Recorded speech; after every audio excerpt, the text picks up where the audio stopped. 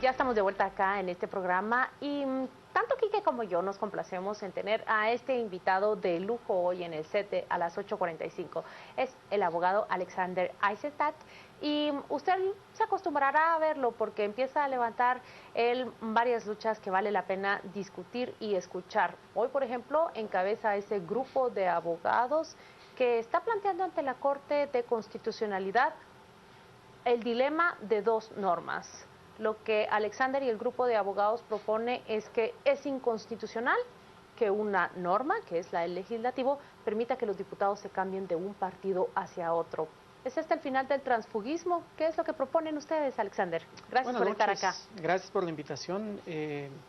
La acción surge de una investigación seria que realizamos un grupo de abogados respecto a la legalidad o no del transfugismo, porque es un tema que todos nos hemos acostumbrado, a todos nos indigna, pero no ha habido un estudio serio. La mayoría de diputados en todo caso se amparan en un ilimitado derecho a la libre asociación. Hicimos un estudio serio y notamos que el transfugismo está prohibido en varios países, que hay sentencias recientes de distintos tribunales constitucionales respetados en Latinoamérica que lo han prohibido, y que esa indignación que sentimos también está respaldada por nuestra Constitución. Y les digo a ustedes, tenemos nosotros más de 100 diputados del actual Congreso que son tránsfugas. Tenemos por lo menos 3 diputados. Y varios de ellos múltiples. Correcto. De 158. Sí. Sí. Por lo menos 3 de ellos se han cambiado 7 veces de bloque legislativo. No en su vida política, en esta legislatura. Tenemos 5 diputados que se cambiaron de bloque legislativo antes de haber asumido. Es decir, entre las elecciones. Pero todos los que eran de UNE, que pues se lo va a hacer de todos. Correcto. Antes del 14 de enero a las 14 horas ya habían enviado una nota diciendo que se cambiaban de bloque legislativo. Eso claramente es un fraude del elector, que es el soberano y que decidió, conforme la postura que ofertó, defendió y postuló el candidato, que iba a pertenecer a ese partido. Si permitimos que continúe el transfugismo, se sigue soslayando el cimiento de nuestra democracia y naturalmente la confianza de los ciudadanos.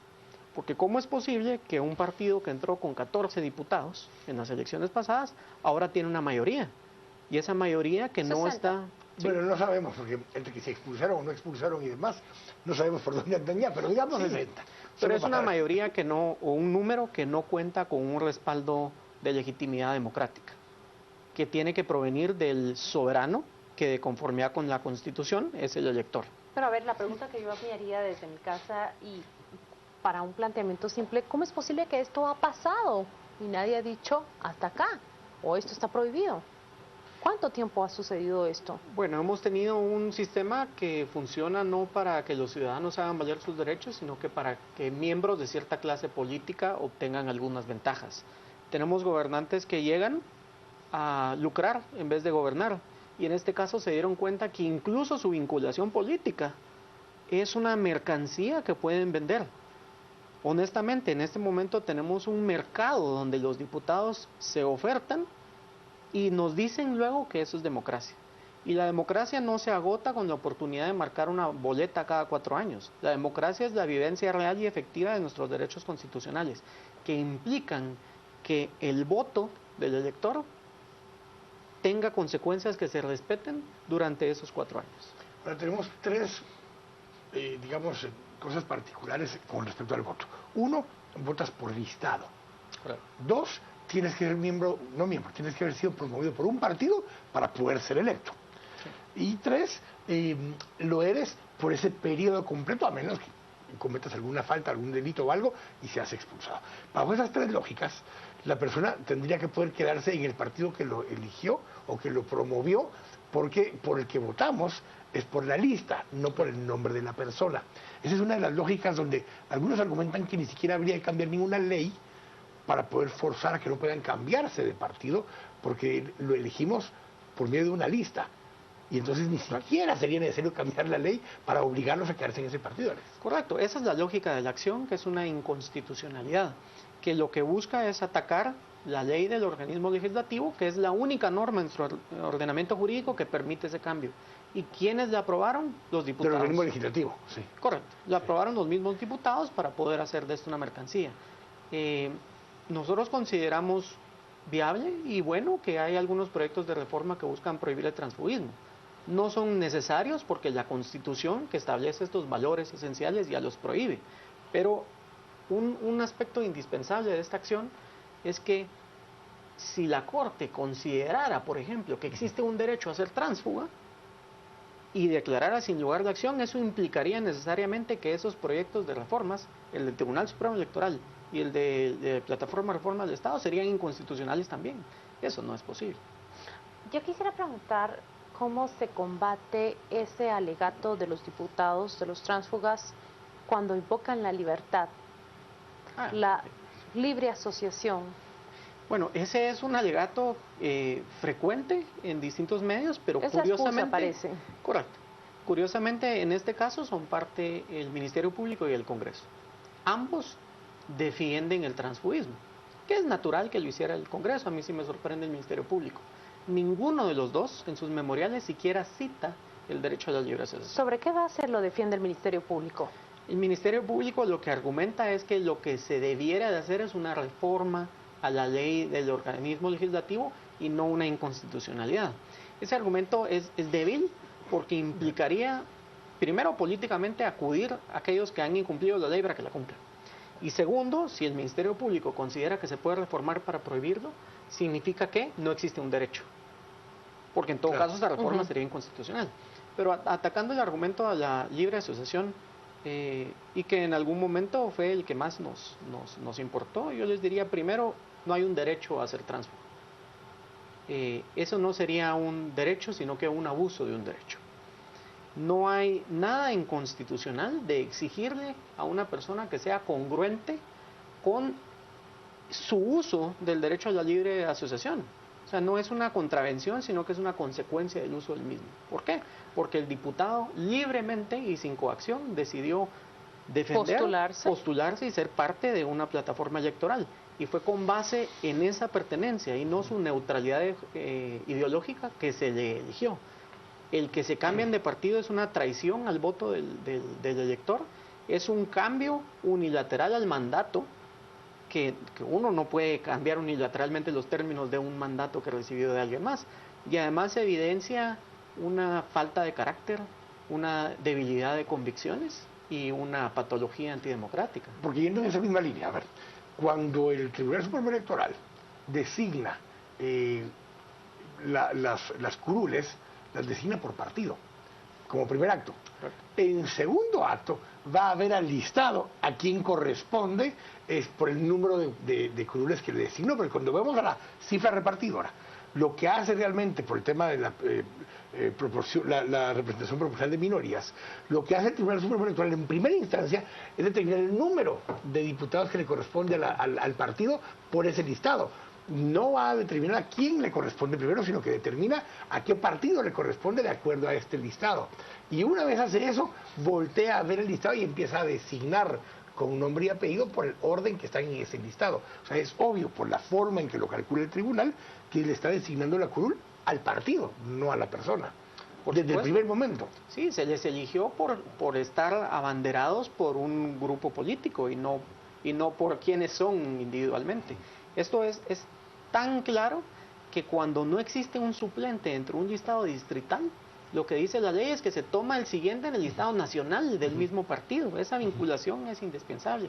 El tema del método de Hunt y el sistema proporcional de minorías que menciona es indispensable, porque hay diputados que están en el Congreso precisamente porque pertenecían a un partido que tuvo menos votos, y para fomentar esa representación de minorías ocuparon el lugar. Pero ¿qué pasa cuando esas personas ya en el Congreso se cambian a una bancada mayoritaria? Claro, la concepción del modelo es hacia el partido y hacia el bloque, correcto, supuestamente porque sigue una ideología, unos estatutos. Sí.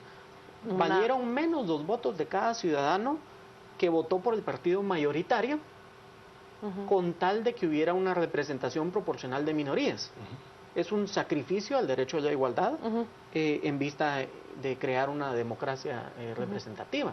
Pero cuando el diputado se cambia, elimina todo eso. Elimina los beneficios y solo tenemos los costos. Pero a ver, cuando ustedes presentaron sus alegatos ante la Corte, citaron jurisprudencia de otros países, El Salvador, Costa Rica, Argentina. ¿Qué ha pasado allí? Bueno, los casos más interesantes recientes son de El Salvador. El Salvador tiene una sentencia del año pasado que les diría es extraordinaria en cuanto a su contenido y forma de redacción. ¿Qué la hace extraordinaria? La forma en que desarrollan los argumentos jurídicos, las citas, la hilación lógica de las obligaciones constitucionales y cómo el transfugismo afecta cada uno de esos puntos está muy bien desarrollado. ¿Ya está prohibido en El Salvador o a qué conclusión llegaron? La Corte, que en este caso es la Sala Constitucional de la Corte Suprema de Justicia, resolvió que es inconstitucional. Pero hay una cosa más curiosa todavía en el caso de El Salvador, porque lo hicieron ya teniendo listados abiertos, listados semiabiertos. Correcto. Eso lo que implicaba es que en el listado, hoy ya son completamente abiertos, pero en aquella época eran semiabiertos y la resolución es todavía de la versión anterior. Y lo que dice es que uno en la lista de 11, digamos, el Distrito Metropolitano, puede escoger uno de esos 11 para que sea el que encabece. O sea, yo puedo votar porque está de 11avo en el listado, no por el que está primero. Eso ya implica que había una decisión por la persona. Y aún así, la Sala Constitucional de El Salvador dijo que la curul sigue siendo del partido, no de la persona.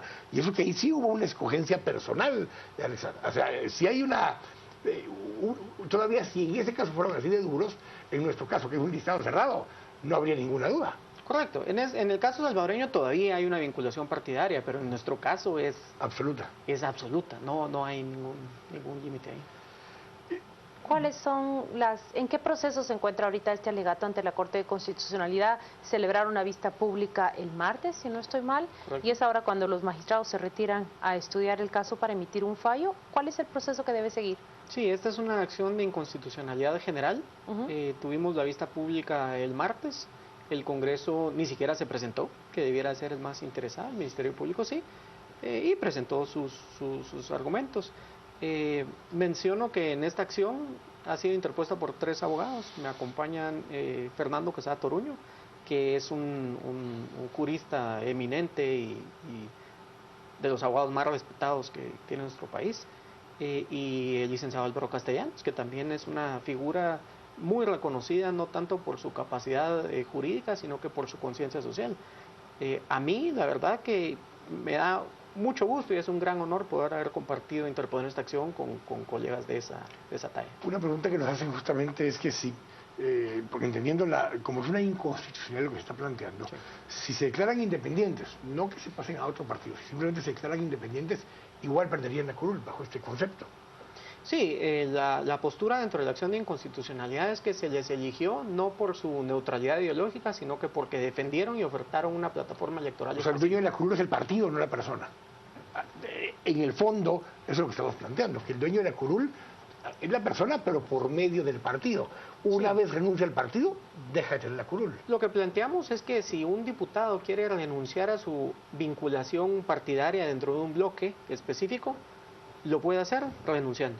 ¿Qué pasa con los alcaldes, por ejemplo? Porque hemos visto ejemplos de alcaldes que no ha concluido el periodo, pero deciden hacer el cambio de un partido para otro.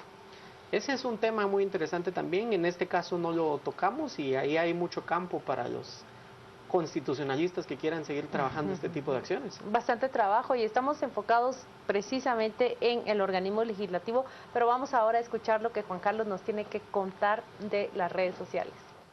Gracias, licenciada Méndez Arriaza. Nos vamos a las redes porque tenemos mensajes al respecto. Nos dice Mario Aceituno, los partidos políticos no tienen una filosofía política bien definida y sus miembros menos, solo los mueve el olor a billete. Congreso transparente, en 2012 se realizaron 67 cambios de bancada.